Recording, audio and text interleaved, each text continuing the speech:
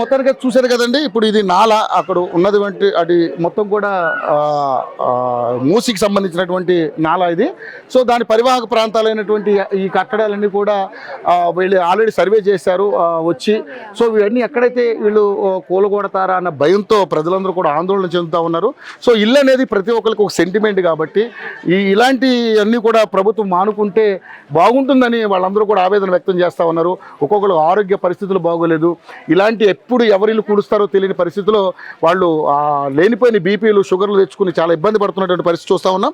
So ఇక్కడ నాలాలు ఉన్నాయి. ఈ నాలాకు సంబంధించి ఇదంతా కూడా బఫర్ జోన్లోకి వస్తుందా లేకపోతే ఎఫ్టీఏలోకి వస్తుందా తెలియని పరిస్థితి. ఇక్కడ ఉన్న వాళ్ళకి ఎవరికీ కూడా అవగాహన లేదు. కనీసం ఇక్కడ అధికారులు ఒక బోర్డు కానీ లేకపోతే అమ్మ ఇది బఫర్ జోన్లో ఉంది, ఇది ఎఫ్టీలోకి వస్తుంది, మీరు దీన్ని ఖాళీ చేయాలని చెప్పడం కానీ అలాంటిది ఏమి లేకుండా సర్వేలు చేయడంతో ఇక్కడంతా కూడా ప్రజలకి ఒక రకమైనటువంటి ఆందోళన కలిగింది. సో నిజంగానే మరి ఏం జరగబోతుంది ఏంటనేది చూస్తుంటే చాలా చోట్ల పేద ప్రజలు ఇళ్ళు కూడా కూల్చేశారు. అసలు నిర్దాక్షిణ్యంగా కూల్చడం జరుగుతూ ఉంది. సో ప్రభుత్వం తీసుకున్నటువంటి ఈ స్టాండ్ ఏదైతే ఉందో నిజంగా అక్రమ కట్టడాల మీద వాళ్ళు జులుం ప్రదర్శిస్తే ఒక రకమైనటువంటి ఇమేజ్, ఒక రకమైనటువంటి మైలేజ్ వచ్చేది.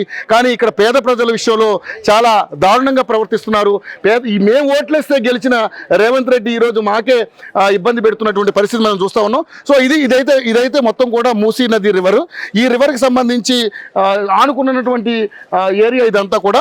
సో ఎంత పెద్ద వర్షం వచ్చినా ఎంత పెద్ద వరద వచ్చినా కూడా ఒక చుక్క కూడా ఇక్కడికి వచ్చినటువంటి పరిస్థితి ఇదివరకు ఎప్పుడు కూడా లేదు.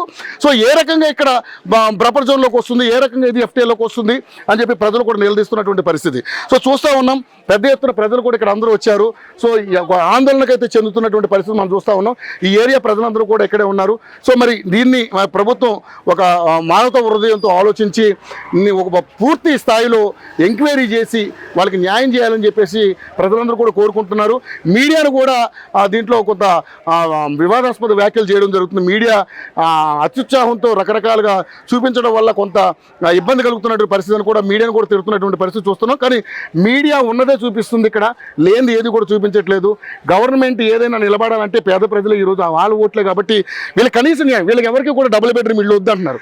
ఇక్కడ ఉన్నటువంటి ఇల్లు ఏ ఇల్లు కూల్చినా దానికి సంబంధించినటువంటి రేటు ఇక్కడ గవర్నమెంట్ రేటు కాకుండా ఇక్కడ ఉన్నటువంటి రేటు ఏ రేట్ అయితే పలుకుతుందో ఆ రేటు వాళ్ళకి ఇచ్చి మీరు కూలగొట్టుకోండి, దానికి తప్పులేదు. కానీ ఏదో నా మాత్రం ఒక ఎక్కడో మూలెక్కడో ఒక డబుల్ బెడ్రూమ్ ఇల్లు ఇచ్చి కూలగొడతానంటే ఎవరు ఒప్పుకునే పరిస్థితులు లేరు. కాబట్టి వీళ్ళకి సత్వరమైన న్యాయం జరగాలని చెప్పేసి గవర్నమెంట్ని అప్పీల్ చేస్తూ ఉన్నాం.